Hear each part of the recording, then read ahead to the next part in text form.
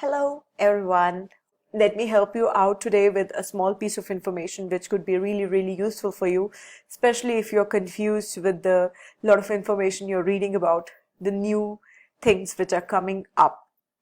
Okay, so in this video I would be talking about intermittent fasting, which is a kind of fasting yourself after having one meal in a day, so mostly lunch, and you have like a high protein and sometimes high fat diet, but it's not really restricted on carbs. You can eat whatever carbs you want, and then you fast the whole day with just water, and if you're really hungry you have a glass of stock and you eat the next day, skipping the breakfast.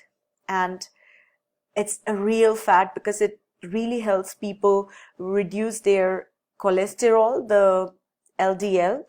And we all have high levels of LDL, not all, but a lot of us are facing problems with the levels of LDL we are having because the fat is, there's bad fat in the body. And so this kind of fasting really helps the liver to use up all its glycogen, and also the body cells to burn more fat, because you have like a long fasting with water and just clearing up.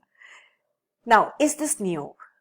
No, this is not new. This is something Ayurveda already did for a certain body type, which is the Kapha body type. They were suggested to have lunch as their major meal and reducing breakfast to a glass of warm water with maybe some vegetables, or, very light, because we are all so much about, eating in the morning, and having very gentle meal in the evening. So this is something Ayurveda already knew. Okay, we did not call it intermittent fasting, and we did not put so expensive products out there to use while you have it. But Ayurveda had this knowledge about what could you do to increase your metabolism, because in the day the metabolism is naturally high, so whatever you're eating is really combusted fast, versus evening and morning your metabolism is slow. So having warm water and like soup, broths, and lighter stuff was always recommended. So this definitely does lead to reduction in the percentage of fat in your body, because that's what the diet is famous for. It's mostly given to heart patients after their heart surgery, and there's no way they're going to say no, because after a heart surgery you're ready to do anything for your health. And it's also given to people with a high amount of fat, like in America, and obesity and so on. But what is really important to know, as Ayurveda says, is that you have to know if this diet is for you.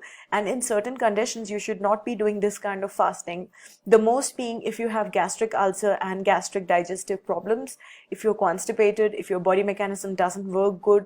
So especially with a hyperactive digestive system, intermittent fasting is not for you, because it could make your disease worse. And it could even lead to an ulcer, because you're staying hungry for a long time. So you see, like, any information has really to be verified if it is really aligned with you, or if it is something you just found out from a book and you're applying it into your life. Because, our body is really precious. It's not some experiment of the lab that you can just try this and you can try that. And, so much of the information available, just buy some supplements, eat it.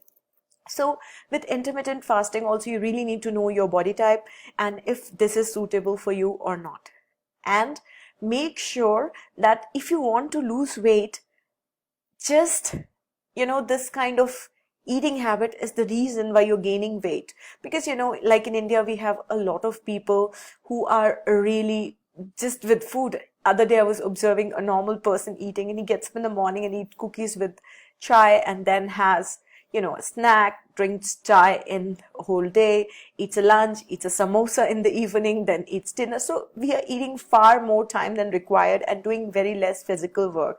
So if our body type and attachment to food is like this, and our body type is really like a one with slow metabolism and lot of fat, then this fasting might be good for you. But in case if your weight gain reason is something else, if it is stress, if it is, something to do with your thyroid, or something to do with your emotions, then you might not want to use this tool, because this tool really heats you up. And if there's a lot of heat in your body, you might end up damaging yourself and in fact producing problems in your gastrointestinal system.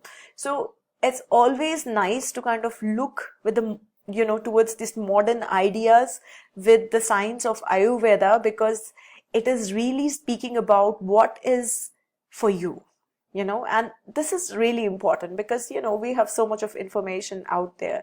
So if you want to do intermittent fasting, then you can only do it if you have no gastric troubles, if your digestive system never has a history of ulcer, high acidity, and if only excess fat is the reason your body is getting problems, And that's my advice for today. Check the information, whatever you're reading, and don't do anything to your body and damage it and make it more unhealthier than before. And I hope this piece helps you out to know if intermittent fasting is for you or not. Drop your questions. I'll be answering. If you watched this video, say hi in the comments so I know that you watched the video, and I will see you in the next video.